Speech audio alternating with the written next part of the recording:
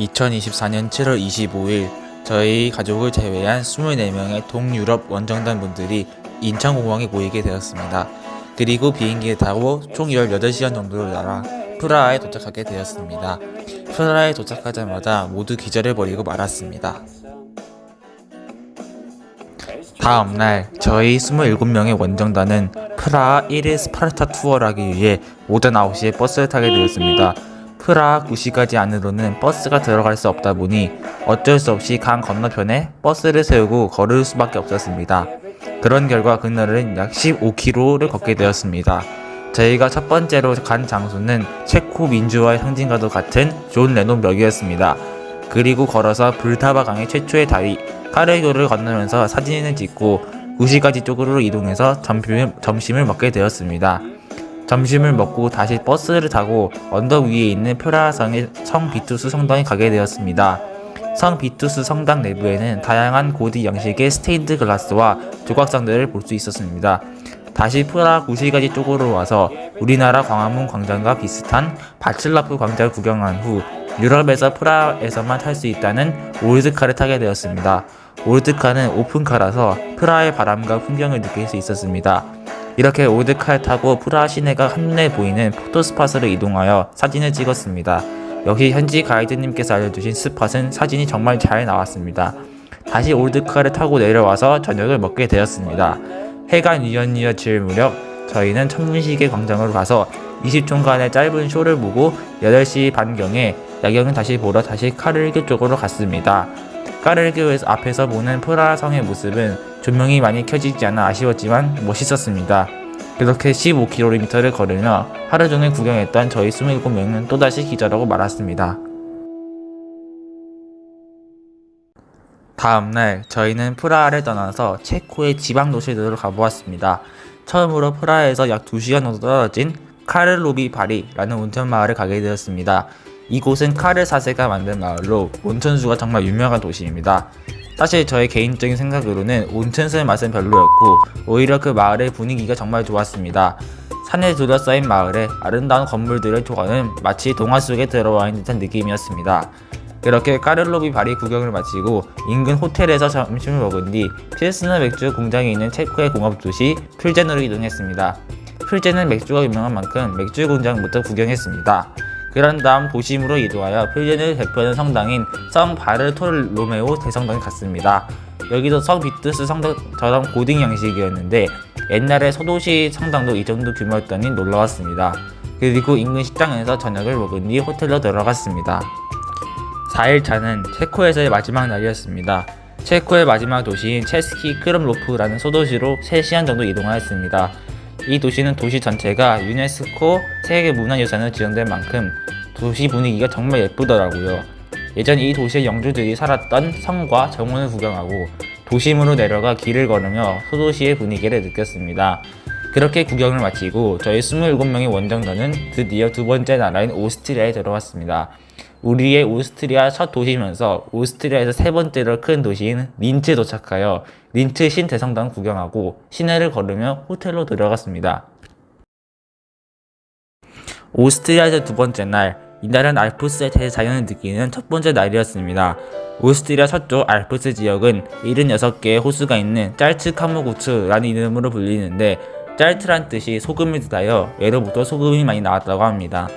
아무튼 짤츠카모구츠의 가장 서쪽에 있는 호수 중 하나인 체람제라는 곳으로 갔습니다.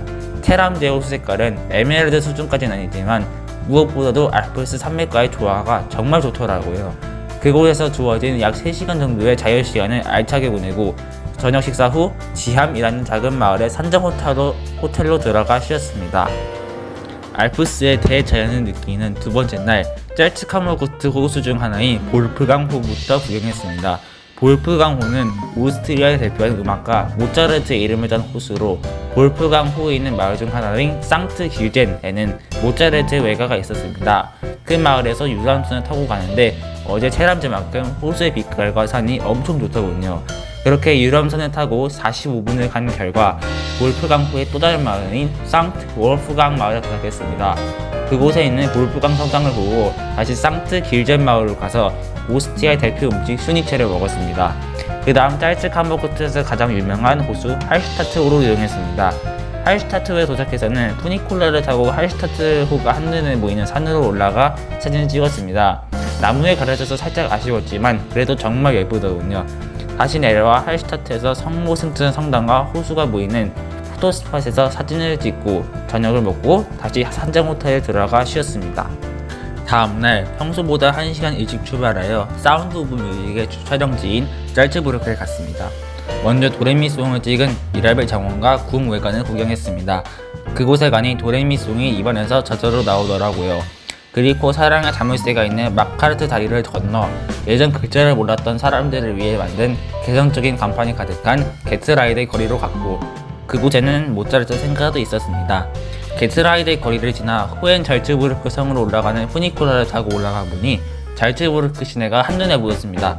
그리고 건너편으로 가보니 사운드 오브 뮤직의 촬영 중 장소인 폰트랩 대령의 집도 보였습니다. 그렇게 다시 내려가 게트라이드의 거리에서 자유시간을 가지고 점심 먹었습니다. 그리고 비엔나로 가는 길에 들린 멜크라는 한 마을에 들려 멜크 수도원을 들렸습니다. 이 수도원은 추리소설 장미의 이름의 배경에 모티브되는 곳입니다. 본래 왕국으로 지어졌다 보니 보물도 엄청나게 많고 내부도 화려하고 형성도 웅장하더군요. 그렇게 구경을 마치고 다시 1시간 반 정도를 이동하여 드디어 오스트리아 수도 비엔나에 도착했습니다. 8일차는 비엔나 1일 투어를 하는 날이었습니다.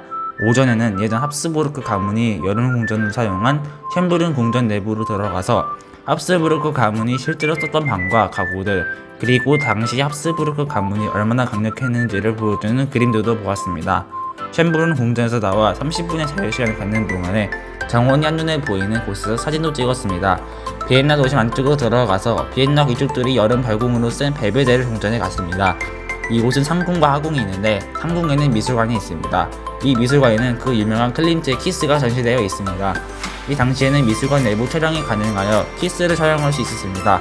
또한 나폴레옹 하면 가장 먼저 떠오르는 작품이 생베르나를 보기에 나폴레옹이 전시되어 있었습니다. 점심을 먹고 비엔나 최대 번화가 게른트너 거리를 이동했습니다. 그 중심에 비엔나를 대표하는 슈테판 대성당이 있었습니다. 사이즈가 지금까지 성당들 중 가장 웅장하고 큰 것 같았습니다. 내부로 들어가 보니 스테인드 글라스는 화려하지 않았지만 기둥의 두께가 매우 두꺼워 웅장한 느낌을 받았습니다. 그렇게 게른트너 거리에서 자유시간을 가지고 저녁을 먹었습니다. 저녁을 먹고 난 뒤에는 음악의 도시 비엔나에서 음악회에 가게 되었습니다.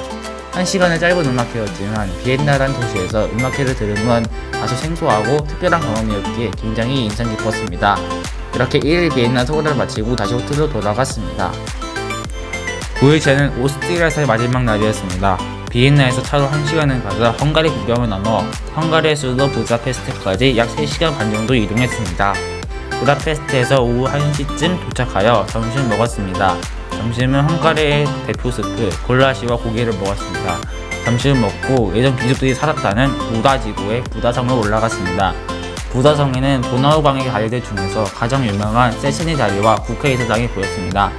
부다성에서 조금 더 들어가면 어부 요새가 있는데 이곳엔 마차시 성당이 보이고 헝가리 최초의 구간 이슈트반의 기마 동상도 보였습니다. 그곳에서 다시 내려가 도심 페스트 지구로 이동하여 부다페스트를 대표하는 성당 성 이슈트반 성당에 도착했습니다. 이 성당은 최고 높이가 96m로 헝가리 건국해인 896년을 의미합니다. 성 이슈트반 성당 주변에서 자유시간을 갖고 저녁을 먹은 후 부다페스트의 야경의 대표 주자인 국회의사당 건너편에서 야경을 보았습니다. 정말 예쁘고 감동적인 야경이었습니다. 이렇게 저희의 27명의 동유럽 원정단은 10일간의 아름다운 순간들을 거쳐 다시 한국으로 돌아갔습니다. 비록 영상의 제작자인 저는 마지막 관광지인 센트드레를 구경하지 못해서 아쉬웠지만 정말 만족스럽고 즐거웠던 시간이었습니다. 영상 재밌게 보셨다면 제 채널 많이 구독 홍보해주세요. 지금까지 27명의 원정단 중 한 명이었던 임주현이었습니다.